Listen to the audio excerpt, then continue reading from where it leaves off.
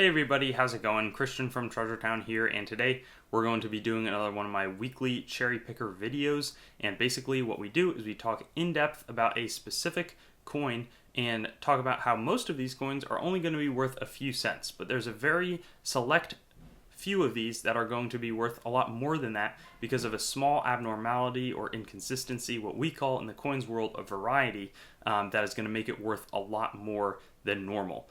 So you want to know how you can search for that. Today I've got a 1955D penny in my hand, and that's the date and mint mark we'll be covering. I'll talk you through this coin, using this one as a way for you to get a sense where you're going to be looking for the error. And then after that I have some close-up photos as well as current market prices and estimate, so that you can get the full picture on exactly how to search for this coin. Let's get into the video.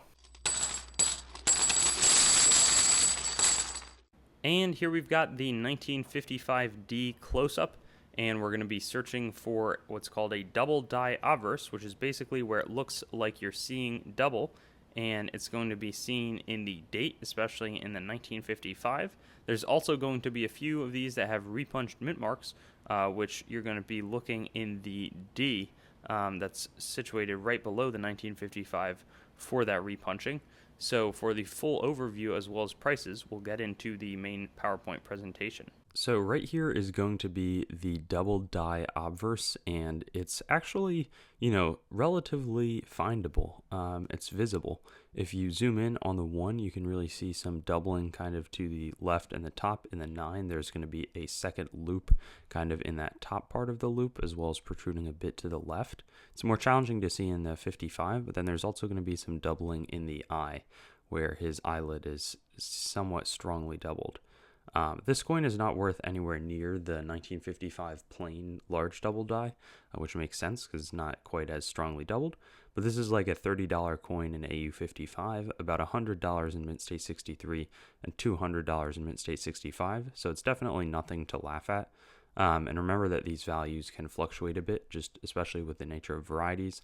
There's less collectors, so when a coin comes up, sometimes people are going to bid each other out and drive the prices way up. But sometimes if only one, sort of shark is in the tank, then it'll go for a lower amount of money. There's also some repunched mint marks on these 1955D coins. This is similar in value, but it's a pretty strong repunch mint mark. You can see both on the inside of the D as well as protruding to the right of it. And this is going to be a $30 coin in AU55, a $50 coin in Mint State 63, and a $150 coin in Mint State 65. But this seems findable in even worse or more worn conditions. Thanks for watching the video. I'd encourage you to like, comment, and definitely subscribe to the channel and connect with me on Facebook, Instagram, and Twitter. I also have a website, treasuretownYT.com, where you should go so that you can learn more about coins as well as what's happening on the channel and possibly find a place to sell your coins and collectibles. I also want to talk about some of my other projects like coinmeltprice.com, which shows precious metals prices as well as the melt values of coins containing those precious metals, both US and world.